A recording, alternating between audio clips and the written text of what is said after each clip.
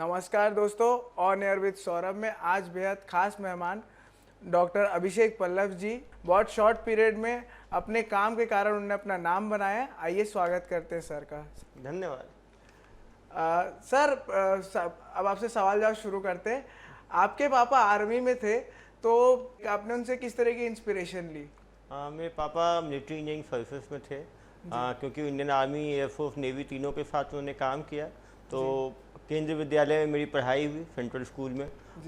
1 से लेकर 12 तक में 7 जगह पे हमारी पोस्टिंग पापा की रही है। 7 अलग अलग स्कूलों में मैंने पढ़ाई की। इससे एक फ़ायदा रहा कि ट्रांसफ़र पोस्टिंग का कोई डर नहीं है। यहाँ भी ट्रांसफरेबल जॉब है, तो कभी भी ट्रांसफ़र पोस्टिंग आता है तो एक मेंटल एक टफनेस बढ़ जाता है। नई जगह पे जाना, नए दोस्त बनाना, नए लोगों के साथ रहना, वो एक चीज़ जो है वो अपने अंदर अडेप्ट हो गया। और दूसरी बात, देश के अलग अलग कोनों में पढ़ाई करने, झारखंड में, पश्चिम बंगाल, महाराष्ट्र, गोवा, दिल्ली, अलग अलग जगह मैंने पढ़ाई की। तो देश के जो विभिन्न जगह के लोगों की सभ्यताएं, उनका कल्चर, उनकी भाषा, वो देखने का मौका मिला। और कहीं ना कहीं इसके कारण जो है एक नेशनल इंटीग्रेशन की फीलिंग हमेशा थी। आर्मी में रहने से देश, पापा को देखा, वहाँ पे फ्रेंड्स मेरे सारे आर्मी एयरफोर्स के ऑफिसर्स के बच्चे थे, तो कहीं ना कहीं आर्मी, एयरफोर्स, नेवी को सामने से देखा और देश सेवा की हमेशा एक चाहत थी। मन था कि यूनिफॉर्म फोर्सेस में जाऊं। मैंने एनडीए का एग्जाम भी दिया था, वहाँ मेरा सिलेक्शन भी हुआ था। लेकिन साथ में मेडिकल में मेरा सिलेक्शन हुआ, क्योंकि मेडिकल बहुत नोबल प्रोफेशन है। मैंने मेडिकल ज्वाइन किया, पहले एमबीबीएस किया, फिर एमडी किया, और लाइफ एक चक्कर वापस घूम के जो सिविल सर्विसेज एग्जाम दे के आईपीएस मिला, और दोबारा मैं पुलिस में। सर, तो ऐसा बहुत कम होता है कि एमबीबीएस डॉक्टर मतलब बनने के बाद कोई आईपीएस ज्वाइन करता है। तो एशियन न्यूज के दर्शकों को ये जानना चाहेंगे कि कैसे आप इंस्पायर हुए आईपीएस ऑफिसर बनने के लिए? Civil services, IAS, IPS field में रह के काम करते हैं। यदि आपको जनता को समझना है, जनता के लिए काम करना है, उनके जीवन में जो चेंज है वो सामने से देखना है, तो उसके लिए सिविल सर्विसेज सबसे अच्छा अपॉर्चुनिटी है। और यही कारण है कि 12 लाख से ज़्यादा लोग सिविल सर्विसेज की तैयारी करते हैं। आप गांव, आप डिस्ट्रिक्ट लेवल से स्टार्ट करते हैं, लोगों से मिलते हैं, उनकी समस्याओं को समझते हैं, और गवर्नमेंट के टैक्स पेयर्स मनी का अच्छा यूटिलाइज करके आप लोगों के जीवन में काफ़ी बदलाव ला सकते हैं। तो मेरा हमेशा मन था सिविल सर्विसेज का। मेरे छोटे भाई भी भारतीय वन सेवा में है, मध्य प्रदेश काडर में। तो हम दोनों ने साथ में तैयारी शुरू की। मेरा भारतीय पुलिस सेवा में सिलेक्शन हुआ, उसका भारतीय वन सेवा में हुआ। राष्ट्र सेवा के लिए बहुत ही अच्छे सर्विसेज हैं। जो यूथ भी हैं जो तैयारी कर रहे हैं यूपीएससी की, पीएससी की, मन लगा के तैयारी करें। और तैयारी का समय थोड़ा जोखिम भरा रहता है, थोड़ा मेहनत लगती है, लेकिन उसके बाद काम करने का बहुत ही ज़्यादा डाइवर्स अपॉर्चुनिटी मिलता है। तो सर, जैसे आपने डॉक्टरी भी करी, तो साइकोलॉजी का जो नॉलेज है वो किस तरह आपको पुलिसिंग में मदद करता है? पुलिसिंग में पहले लोग मानते थे कि हम केवल 3rd डिग्री करके लोग फिर उगलवा सकते हैं, हम मारपीट कर सकते हैं। पुलिस की भाषा जो है वो मजबूत होनी चाहिए, हार्श होनी चाहिए। जब मैं पुलिस में आया तो काफ़ी लोगों ने ये भी बोला कि सर आप तो आईएएस होते हो, ज़्यादा अच्छा रहता, आपकी भाषा पुलिस में आप कैसे चल पाएंगे, पुलिस में तो स्ट्रिक्ट आदमी चाहिए। लेकिन मेरा हमेशा मानना है कि अभी जो 21st सेंचुरी में पुलिसिंग में भी इम्प्रूवमेंट की ज़रूरत है। भाषा हमारी अच्छी होनी चाहिए, हम इफ़ेक्टिव हों, हम कानून का प्रयोग करें, लेकिन लोगों के आत्मसम्मान का, उनके ह्यूमन राइट्स का ध्यान रखें। जब मैं दुर्ग में अभी एसपी था तो हमने 150 से ज़्यादा प्रेस कॉन्फ्रेंस के, जितने क्रिमिनल्स थे उनसे प्यार से पूछने के बाद भी वो बताते थे उन्होंने क्राइम क्यों किया, कैसे किया। तो कहीं ना कहीं दिल से दिल का कनेक्शन होना चाहिए। पूछताछ, इंट्रोगेशन, पुलिसमैन को हमें नए सॉफ्ट स्किल्स के साथ भी ट्रेनिंग की आवश्यकता है, हार्ड स्किल के साथ, communication skill, perception management skill, interrogation skills. कहीं ना कहीं जो पुलिस की छवि है उसको सुधारने की आवश्यकता है। मुझे खुशी है कि जब मैं दुर्ग में था तो जनता पुलिस थाने आती थी, मेरे बंगले आती थी। हमने सोशल मीडिया का बहुत पॉजिटिव यूज़ किया। दुर्ग पुलिस के सोशल मीडिया, फेसबुक पेज पे 4 लाख से ज़्यादा फॉलोअर्स हैं। जो prevention is better than cure, हम लोगों ने वीडियोज़ बना के उसको अपने आप वो सोशल मीडिया पे वायरल हुए। इससे लोगों को साइबर फ्रॉड के बारे में मालूम चला, चोरी डकैती से कैसे बच सकते हैं उसके बारे में मालूम चला, ट्रैफिक नियमों के बारे में मालूम चला। काफ़ी लोग हेलमेट लगाने लगे, सीट बेल्ट लगाने लगे। तो कहीं ना कहीं हम प्रिवेंशन जो है वो ज़्यादा ज़रूरी है। और हम अपने अवेयरनेस कैंपेन से यदि कुछ जानों को भी बचा सकते हैं, कुछ एक्सीडेंट्स भी रोक सकते हैं, कुछ साइबर फ्रॉड भी रोक सकते हैं, तो उन लोगों की ज़िंदगी जो है इससे बदल सकती है। तो कहीं ना कहीं प्रिवेंशन जो है वो पुलिस के फोरफ्रंट में आया और उसकी क्रिटिक्स दोनों तरफ से कुछ लोग पॉजिटिव बोले, कुछ नेगेटिव बोले, लेकिन निश्चित रूप से ये एक डिस्कशन का विषय बना कि किस तरह से सोशल मीडिया का पॉजिटिव इस्तेमाल करके हम जनता तक पहुंच सकते हैं। क्योंकि यूथ जो है आज के दिन में इंस्टाग्राम पे है, फेसबुक पे है, ट्विटर पे है, डेली नए नई चीज़ें लॉन्च हो रही, थ्रेड लॉन्च हुआ है, तो कहीं उसमें लाखों लोग जुड़ रहे हैं। तो कहीं ना कहीं हमें ज़रूरी है कि हम अपनी बात सोशल मीडिया पे भी कह पाएँ। और सोशल मीडिया पे क्या है, लाइक्स होते हैं, डिसलाइक्स होते हैं, तो उससे क्या है लोगों का बिहेवियर भी इन्फ्लुएंस होता है। यदि किसी चीज़ का क्रिटिसाइज किया जाए सोशल मीडिया पे तो लोग उससे इन्फ्लुएंस होते हैं। और टेक्नोलॉजी से हम भाग नहीं सकते। पहले इंटरनेट नहीं था, इंटरनेट आया, टेक्नोलॉजी बढ़ रही है, 3G 4G 5G, आगे और स्पीड बढ़ेगा। आज के दिन में मोबाइल ही इंटरनेट है। सर तो जैसे आप बता रहे हैं कि जैसे आपका काफ़ी योगदान रहा है, हमने भी देखा कि कम्युनिटी पुलिसिंग में आपका काफ़ी बड़ा योगदान रहा है। तो फ्यूचर में आम जनता और पुलिस के बीच जो दूरी है वो मिटाने के लिए एक तो सोशल मीडिया तरीका, और क्या ऐसे कदम है जो उठाए जा सकते हैं? बहुत ज़रूरी है कि पुलिस जो है वो कम्युनिटी में जाके प्रिवेंशन अवेयरनेस कैंपेन लगाए। एक बार नंबर्स जो हैं वो हम एक्सचेंज करें। आप देखेंगे एक बहुत बड़ी शिकायत जनता की रहती है कि जब पुलिस के नंबर्स पे कॉल करते हैं तो नंबर बंद पाए जाते हैं, नंबर नहीं उठाए जाते हैं। ये भी एक अकाउंटेबिलिटी फिक्स होना चाहिए कि कोई भी यदि सरकारी नंबर होल्ड कर रहा है तो उस नंबर को उठाया जाए और उसका प्रॉम्प्ट रेस्पॉन्स दिया जाए। एक टाइमली रेस्पॉन्स हो। यदि हम काम नहीं भी कर पा रहे हैं, किन कारणों से नहीं कर पा रहे हैं, वो जनता को मालूम होना चाहिए। क्योंकि राइट टू डिलीवरी जो है वो पुलिस में भी बढ़ रहा है, काफ़ी बढ़ा है। कहीं ना कहीं पुलिस वालों की संख्या हमारी कम है, पुलिस पर्सनल्स की वर्कलोड ज़्यादा है, 24/7 है, मल्टी प्लिथोरा ऑफ वर्क्स हैं, VIP विजिट्स हैं, क्राइम डिटेक्शन है, लॉ एंड ऑर्डर है, काफ़ी सारी चीज़ें आती हैं। लेकिन उसके बाद भी एक अच्छी ट्रेनिंग, कहीं ना कहीं पुलिस में भी कॉर्पोरेटाइजेशन की थोड़ी आवश्यकता है कि जैसे हेल्पलाइंस होते हैं आपके मोबाइल्स के, सॉफ्टवेयर के, जहाँ पे आप फ़ोन करते हैं, अपनी बात रखते हैं और तुरंत आपको रिस्पांस मिलता है। IVR वॉइस रिस्पांस पे आपको 1 दबाएं, 2 दबाएं, 3 दबाएं। तो कहीं ना कहीं पुलिस को भी एक तो टेक्नोलॉजी का इस्तेमाल कर सकते हैं। हम ऑफलाइन जाके लोगों से मिल सकते हैं। जो बाकी स्टेक होल्डर्स हैं, जो मीडिया है, अपने जनप्रतिनिधि हैं, सिविल सोसाइटी हैं, NGOज हैं, वो एक अपना एक योगदान दे सकते हैं कि पुलिस और जनता को आपस में मिलाने का। कहीं ना कहीं जो निगेटिव पुलिस की छवि है उसको सुधारने की आवश्यकता है। और एक चुस्त दुरुस्त एक्टिव हम काम कर रहे हैं, लेकिन वो काम जनता को दिखे भी और जनता उसको सराहे भी, इसकी आवश्यकता है। सर पुलिस में जो फ्रंट लाइन जो रैंक वाले रहते हैं उन पे काफ़ी भार बना रहता है, उनके लिए क्या सोचते हैं, लाइक विभाग क्या कर रहा है उनके लिए? माननीय मुख्यमंत्री जी के शासन में आने के बाद पहली बार किसी राज्य, पूरे देश भर में कहीं पे साप्ताहिक अवकाश शुरू किया गया। उससे उनके स्ट्रेस में काफ़ी कमी आई, काफ़ी उनके लिए घर बनाए गए, काफ़ी उनको जो है रिस्पॉन्स भत्ता स्टार्ट किया गया। तो कहीं ना कहीं पुलिस की जो लोअर कांस्टेबलरी है वो 24/7 स्ट्रेस्ड है, काफ़ी मेंटल स्ट्रेस में है, फिजिकल स्ट्रेस में है। काफ़ी लोग जो है डायबिटीज, हाइपरटेंशन उससे सफ़र कर रहे हैं। आप आत्महत्या का रेट देखेंगे तो जनरल पॉपुलेशन से 4 to 5 टाइम्स पुलिस के अंदर है। तो कहीं ना कहीं पुलिस के लिए रिक्रिएशनल सेंटर्स बनाए गए हैं, योगा स्टार्ट किया गया है, स्पोर्ट्स एक्टिविटी में पुलिसमैन को इंगेज किया गया है और लगातार वहाँ पे जो है उनकी जो है दरबार लगाया जाता है, उनकी समस्याओं को सुना जाता है। सर आपने नक्सल इफेक्टेड ज़िला जैसे कि दंतेवाड़ा में काफ़ी काम किया है। जैसे लोन वराटो जो अभियान है उसको आपने काफ़ी सक्सेसफुल तरीके से संचालित किया है, इसके बारे में विस्तार में कुछ बताएं हमारे दर्शकों को। 2017 में मेरी दंतेवाड़ा में पदस्थापना हुई पुलिस अधीक्षक के रूप में। उसके पहले 2 साल मैं अतिरिक्त पुलिस अधीक्षक वहाँ पर था। मैंने देखा कि ग्रामीण जो है वो कहीं ना कहीं नक्सलियों के साथ जुड़े हुए हैं। हर गांव में नक्सलियों ने ग्रामीणों को किसी न किसी अपने उग्र संगठन में जोड़ रखा है।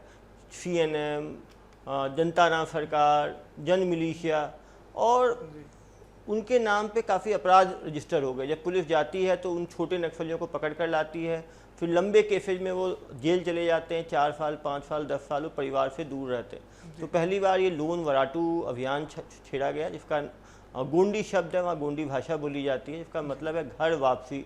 अपने घर वापस आइए, काफ़ी लोग कम उम्र में जंगल में चले गए, नक्सली में भर्ती हो गए, उनके परिवार वाले परेशान हैं, वो भी आना चाहते हैं लेकिन इस डर से वापस नहीं आते कि उनके खिलाफ अपराध है, पुलिस उन्हें गिरफ्तार कर लेगी। हमने गांव-गांव में जो भी नक्सल संगठन के लोग थे उनका नाम चस्पा किया और उनसे आग्रह किया कि उनको आत्मसमर्पण कराएं। जितने टीचर्स थे, आंगनवाड़ी वाले, आंगनवाड़ी जितने शासकीय कर्मचारी थे उनको समझाइश दी गई, जो पंच, सरपंच, जनप्रतिनिधि थे उनको समझाया गया, उनके जो परिवारजन थे जो नक्सलियों के उनको समझाइश दी गई और इसका ये फ़ायदा हुआ कि 1 साल के अंदर 600 से ज़्यादा माओवादी जो है आत्मसमर्पण किए, जिसमें 150 इनामी माओवादी थे। निश्चित रूप से देश की ही हमारी जनता ही है जो कहीं ना कहीं नक्सलियों के बरगलावट में आके नक्सल संगठन में चली गई। अब 600 लोग यदि वापस आ गए तो गांव में वो अपने अच्छे काम में लग गए, उनको रिहेबिलिटेशन किया गया, कोई खेती में लग गया, कोई स्किल ट्रेनिंग के बाद कोई दुकान खोल लिया, कोई निश्चित रूप से इससे गांव की जो इकॉनमी भी बूस्ट हुई। जितने शासकीय काम थे, नरेगा के काम, रोड बनाने के काम, उसमें ये लोग लग गए, जो स्कूल उन्होंने तोड़ा था उस स्कूल को बनाने में लग गए। तो निश्चित रूप से नक्सलियों को केवल गोली का जवाब, गोली तो एक सोल्यूशन है लेकिन उससे ज़्यादा ज़रूरी है कि जो छोटे नक्सली जो गांव-गांव में भरे हुए हैं उनको हम मुख्य धारा में जोड़ें। तो जो आत्मसमर्पण करना चाहें उनको प्रेरित करके आत्मसमर्पण कराया जाए, जो पुलिस के ऊपर फायरिंग कर रहे हैं तो गोली का जवाब गोली से दिया जाए और जो भाग रहे हैं उनको गिरफ्तार किया जाए। लेकिन आत्मसमर्पण कहीं भी कोई भी माओइस्ट इन्फ्लुएंस वाली जगह है, आत्मसमर्पण एक बहुत बड़ा जरिया है नक्सलवाद को ख़त्म करने का। सर वे तो मतलब काफ़ी अच्छी एक योजना चल रही है और मुझे लगता है कि ऐसे कई लोग जो नक्सलवाद में जुड़े होंगे जब वो समझते नहीं होंगे तो उनको एक वापस लौटने का एक जरिया मिला कि भाई हम वापस भी जा सकते हैं करके, हमें कुछ किया नहीं जाएगा। बिल्कुल, क्योंकि वो अपने ही नागरिक हैं, कहीं ना कहीं वो बहक गए हैं, इतनी बड़ी संख्या में उनको गिरफ्तार करना संभव नहीं है। यदि एक मुहिम चला के उनको आत्मसमर्पण करा के मुख्य धारा में जोड़ा जाए तो समस्या को जो है जल्दी जो है हल किया जा सकता है। सर बताया जाता है कि आपने एक नक्सली का इलाज किया था जो कि आपकी ही गोली से घायल हुआ था। इस घटना के बारे में आप जनता को क्या बताना चाहेंगे? लाइक ये काफ़ी लोगों से मैंने भी सुना है तो मैं भी जानना चाहता था इस पे। 2017 मार्च की घटना है जी। अरणपुर थाना क्षेत्र, जहाँ पे अभी कुछ दिन पहले ही आईडी ब्लास्ट हुआ था जिसमें 10 पुलिसकर्मी शहीद हुए थे। वो अति संवेदनशील नक्सल क्षेत्र है, वहाँ पे पुलिस अभियान के लिए गई थी। नक्सलियों और पुलिस के बीच 5 घंटे तक लगातार फायरिंग हुई। उसमें 2 पुलिस कर्मी जो है शहीद हुए, 3 घायल हुए, 5 माओवादी भी मारे गए। उसमें एक माओवादी को गोली लगी और घायल हो गया। वो मदद के लिए उसने बोला, मेरे कुछ साथी पुलिस साथी ने बोला कि सर हमारे 2 लोग शहीद हुए हैं, 3 घायल हुए हैं, इसको हमें गोली मार देनी चाहिए। लेकिन मैंने कहा कि वो भी हमारा ही नागरिक है, यदि मदद मांग रहा है तो एक डॉक्टरी भी कहता है कि भाई ऐसे घायल लोगों को बचाएं और एक ह्यूमन राइट्स भी कहता है कि किसी भी घायल व्यक्ति की हमें हत्या नहीं करनी चाहिए। उसको हमने उसी एम्बुलेंस में हॉस्पिटल भेजा जिसमें हमारे घायल पुलिसकर्मी गए। एक तरफ एम्बुलेंस में घायल पुलिसकर्मी और एक तरफ घायल नक्सली, और जब एक ही हॉस्पिटल में वो एक साथ इलाज ले रहे थे तो एक अलग दृश्य था। जब वो हॉस्पिटल से डिस्चार्ज हुआ तो वो जुडिशियल ट्रायल हुई, 2 साल की सज़ा हुई उसको। उसके बाद वो छूटा और फिर उसने शादी की, उसके बच्चे हुए। जब मेरी पोस्टिंग वापस दत्तेवाड़ा से हुई तो वो मेरे से मिलने के लिए भी आया। तो कहीं ना कहीं उस व्यक्ति को यदि हमने उस दिन वो मर गया होता तो उसका परिवार नहीं बन पाता, उसके माता पिता के ऊपर क्या बीतती। तो हमें कोशिश करनी चाहिए कि जब तक वो व्यक्ति को हम समझाने की कोशिश करें, और मेरा हमेशा मानना है कि यदि किसी को हम समय दें, उसको समझाएं, उसको शासन की नीतियों के बारे में बताएं, यदि वो एक बार जंगल के बाहर आके सामान्य लोगों के साथ रहेगा तो वो खुद समझ पाएगा कि नक्सलियों से देश को केवल नुकसान हुआ है, और उस नुकसान को यदि वो समझेगा तो वो अपने आप नक्सलवाद को छोड़ के मुख्य धारा में जुड़ेगा। जी सर, जैसे आप दुर्ग जिला में पोस्टेड थे तब सड़क सुरक्षा को लेकर बहुत गंभीर योजना आपने मुहिम चलाई थी। उसको लेकर काफ़ी युवा भी चाहिए कि उसको काफ़ी अच्छे से ध्यान दे रहे थे। उस पर लोग हेलमेट पहनना शुरू कर दिए और सीट बेल्ट लगाना शुरू कर दिए। ना कि सिर्फ दुर्ग में, पूरे छत्तीसगढ़ में ये काफ़ी फेमस हो गया था कि अब छत्तीसगढ़ में ऐसी योजनाएं चल रही है। तो उस पर आप क्या कहना चाहेंगे? उसका निश्चित रूप से ट्रैफिक में आप देख सकते हैं साल भर में केवल छत्तीसगढ़ में हज़ारों लोगों की जान जा रही है। केवल दुर्ग जिले में एक साल में 350 लोगों की जान जाती है। और ये जो एक्सीडेंट में मरने वाले ज़्यादातर लोग जो हैं यूथ हैं, जो 18 साल से 40 साल के बीच में हैं, और 80% जो मरने वाले लोग हैं वो 2 व्हीलर्स में हैं। और टू व्हीलर्स में जब हेलमेट लगाएं तो हम जान को बचा सकते हैं। वैसे ही कार में है, सीट बेल्ट लगाने से एयरबैग्स खुलते हैं और जान बच जाती है, इंजरीज कम होती है। कहीं ना कहीं हम आलस के कारण या अपनी आदत में शुमार ना होने के कारण हम सिंपल चीज़ों का इस्तेमाल नहीं करते। कार में जब आप बैठते हैं, पहले से कंपनी ने सीट बेल्ट बना रखा है, केवल 30 सेकंड लगता है उसको लेके लगाने का, लेकिन उसमें भी लोग पीछे से लगा लेते हैं, कुछ लोग उसको ब्लॉक करने वाली छोटी डिवाइस लगा देते हैं, लगा लेते हैं, बचने की कोशिश करते हैं, लेकिन वो बहुत ही ज़्यादा नुकसानदेही हो सकता है। आप देख सकते हैं काफ़ी बड़े जो फिल्म स्टार्स रहे हैं, स्पोर्ट्स पर्सन रहे हैं, डिग्निटरीज रहे हैं, उनकी भी रोड ट्रैफिक एक्सीडेंट में जान गई है। यदि हम एक आदमी की जान जाती है, उसके पीछे उसका पूरा परिवार है जो पूरा सूना हो जाता है। हम लोगों ने लगातार डिफरेंट डिस्ट्रिक्ट पुलिस ने पहले भी काफ़ी कैंपेन चलाया है, लेकिन फिर भी कहीं ना कहीं लोगों के पहले से लगाने की प्रवृत्ति बढ़ी है, लेकिन फिर भी छत्तीसगढ़ में काफ़ी कम है। दुर्ग में इसको देखते हुए, क्योंकि वहाँ पे यंग पॉपुलेशन ज़्यादा था, एजुकेशनल कैपिटल है एक तरफ से, तो हमने ये कैंपेन शुरू किया कि आला पुलिस अधिकारी खुद ही रोड पे उतर के लोगों को समझाइश दे रहे थे। कोई भी व्यक्ति छोटा हो या बड़ा हो, सभी को रोका गया, सभी को समझाइश दी गई, और इसका फ़ायदा हुआ कि जो हाईवे में है सीट बेल्ट लगाने वालों की और हेलमेट लगाने वालों की काफ़ी संख्या बढ़ गई, नाबालिग ड्राइविंग करने की संख्या कम हो गई और एक्सीडेंट्स भी कम हुए। कहीं ना कहीं लोगों को समझना पड़ेगा कि ट्रैफिक नियम उन्हीं के लिए बने हैं। यदि आज आप ट्रैफिक नियम तोड़ोगे, आप ट्रैफिक लाइट को जंप करेंगे, तो आपके साथ भी एक्सीडेंट हो सकता है, आप किसी दूसरे को भी एक्सीडेंट कर सकते हैं, आपकी भी जान जा सकती है, दूसरों की जान भी खतरे में हो सकती है। हर परिवार को चाहिए कि जब उनके घर से कोई व्यक्ति बाइक में बाहर निकले तो उसको हेलमेट के लिए प्रोत्साहित करें, हेलमेट लगवाएं। यदि हर व्यक्ति खुद डिसाइड करेगा कि हम हेलमेट लगाएंगे और दूसरों को हम खुद भी लगाएंगे और कम से कम 2 या 3 लोगों को और प्रोत्साहित करेंगे, तो एक पॉजिटिव कल्चर आएगा और इससे सभी को फ़ायदा होगा। हम डेली पढ़ते हैं कि एक्सीडेंट्स हो रहे हैं, 2 व्हीलर्स में लोग मर रहे हैं, 4 व्हीलर्स में लोग मर रहे हैं, बहुत दुखदाई होता है, लेकिन समाज में केवल प्रॉब्लम्स गिनाने से फ़ायदा नहीं है। यदि उसके लिए हम एक्टिव सोल्यूशन हम करें तो निश्चित रूप से हमने रोड पे शुरू किया। कुछ लोगों ने क्रिटिसाइज भी किया कि वो ऑनलाइन वीडियोस बन रहे हैं, तो जिनको हमने रोका उनके जो है ह्यूमन राइट्स जो है आहत हुए, लेकिन हमारी मंशा किसी को परेशान करने की, किसी को आहत करने की, किसी को अपमानित करने की नहीं थी। हमारी ये थी कि उनको देख के बाकी लोग जो हेलमेट नहीं लगा रहे हैं वो लगा पाएँ, क्योंकि सोशल मीडिया में सब यंग लोग जुड़े हुए हैं, सोशल मीडिया में वो प्रोपोगेट होने से। इससे रिलेटेड एक क्वेश्चन था मेरे पास, मेरे दिमाग में भी, कि जैसे सोशल मीडिया में जो लोग, जैसे जो वीडियोस जो हम देखते हैं, तो क्या आपको ऐसा कभी नहीं लगा कि कई लोग इसको मतलब अपने से पर्सनली ले लेंगे और आपसे मतलब वो पर्सनली एक ग्रज टाइप का रख लेंगे? जब आप काम करेंगे तो कुछ लोग आपसे नाराज़ भी होंगे। जब आप स्कूल में होते हैं तो अच्छा टीचर है जो बच्चे को सही चीज़ समझाए, बच्चे को खराब लग सकता है। जब हम पेरेंट्स भी होते हैं तो बच्चे गलती करते हैं तो हमारा काम समझाना होता है। हमें ये नहीं देखना होता कि बच्चा को वो अच्छा लगेगा या खराब लगेगा। बहुत ज़रूरी है कि हम किसी भी रेस्पॉन्सिबल पद पर हैं तो हम अपने कर्तव्यों का निर्वहन करें और जनता के लिए जो चीज़ अच्छा लगे वो काम करें। जब मैं डॉक्टर था तो हम इंजेक्शन लगाते थे तो उस टाइम लोगों को दर्द होता था, लेकिन इंजेक्शन के बाद में बहुत ही पॉजिटिव इम्पैक्ट पड़ता है। हम छोटे बच्चे को वैक्सीन लगवाते हैं जब वो 1.5 महीने का 3 महीने का होता है, बच्चा रोता है, लेकिन बच्चे के रोने के डर से हम उसको इंजेक्शन लगाना नहीं छोड़ सकते। तो निश्चित रूप से समाज में जो चीज़ फ़ायदा है, और निश्चित रूप से यदि हम कुछ नया करेंगे तो शुरू में थोड़ा रजिस्टेंस रहता है, लेकिन बाद में लोगों को खुद लगता है कि हमारे लिए है, हमें इसका फ़ायदा है। पहले छत्तीसगढ़ में जब दुर्ग भिलाई हमने शुरू किया, काफ़ी लोग रात में तेज़ गाड़ियाँ चलाना, लोगों को परेशान करना, हॉर्न बजाना, टेढ़ा मेरा गाड़ी चला के एक्सीडेंट करना, जब वो वीडियोस के ऊपर हमने जनता को अपना पर्सनल नंबर दिया और कहा कि कोई भी ऐसा करता है तो उसका वीडियो बना के भेजे, और फिर उस पर कार्रवाई शुरू हुई। तो कहीं ना कहीं फिर उसका रेप्लिकेशन रायपुर में भी, बिलासपुर में भी, हर जगह कार्रवाई हुई। तो कहीं ना कहीं इसका एक फ़ायदा, एक पॉजिटिव मैसेज गया कि लोग जो लोग रूल्स को तोड़ रहे हैं उसका खुद ही वीडियो बना के भेज रहे हैं, और जो बाकी लोग डर रहे हैं।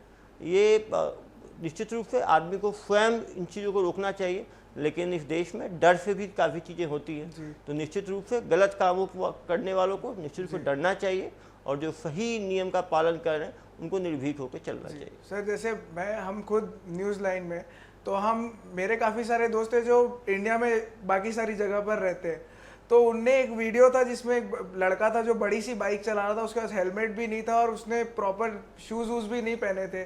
तो आपने उसे जब रोका तो वो खुद भी एक गवर्नमेंट ऑफिसर से रिलेटेड ही उनका ही लड़का था। तो जब आपने उसको भी रोक कर वो किया तो लोग काफ़ी इम्प्रेस हो गए कि मतलब अब एग्जैक्टली मतलब जो होना चाहिए देश में बदलाव आ रहा है। तो को क्या लगता है कि ऐसा सभी को करना चाहिए? और निश्चित रूप से अपने कोई आप यदि फाइनेंशियली आप ज़्यादा मजबूत हैं या आप बड़े परिवार से आते हैं, प्रतिष्ठित परिवार से आते जी। हैं, तो आपको नियम तोड़ने का कोई अधिकार नहीं जी। है। और वैसे भी भगवान का नियम सबके लिए बराबर है। रोड में जो भी नियम तोड़ेगा उसके साथ एक्सीडेंट हो सकता है, वो कितने भी पैसे वाला क्यों ना हो, वो कितने प्रतिष्ठित परिवार का क्यों ना हो। आपने देखा होगा बड़े बड़े परिवार के बच्चे जो हैं या परिवार के लोग जो हैं रोड एक्सीडेंट में उनका देहांत हुआ है। तो पुलिस यदि बराबरी के साथ काम करे, सबके साथ कानून सबके लिए बराबर है और उसको बराबरी से एग्जीक्यूट भी करे, तो जनता में कॉन्फिडेंस आता है, जनता जो है पुलिस के साथ जुड़ती है। और यदि पुलिस भेदभाव के साथ कार्रवाई करती है तो कहीं ना कहीं जनता के अंदर भी रोष आता है और जनता पुलिस से नहीं जुड़ पाती है। तो हमारी कोशिश ये रही कि हम पारदर्शी तरीके से अपने अभियान को चलाएं और व्यक्ति कोई भी हो, कितने भी प्रभावशाली क्यों ना हो, कानून सबके लिए बराबर है, तो कानून का बराबरी से पालन करवाया जाए। जी सर, आपको आउटस्टैंडिंग काम के लिए राष्ट्रपति अवार्ड आपको मिला है। ये सम्मान को लेकर क्या अनुभव है जो शेयर करना चाहेंगे आप? निश्चित रूप से दंतेवाड़ा में नक्सल अभियान के लिए 2 बार मुझे गैलेंट्री पुरस्कार जो है भारत सरकार द्वारा, मिनिस्ट्री ऑफ होम अफेयर्स द्वारा जो है नवाजा गया। एक अभियान में एक 5 लाख की माओवादी महिला जो है वो इनकाउंटर में से हमें मारी गई थी, जिसके पास से ऑटोमेटिक वेपन मिला। दूसरी बार जो भीमा मंडावी जो तत्कालीन विधायक थे, उनकी हत्याकांड में शामिल 2 माओवादियों को पुलिस ने मार गिराया था।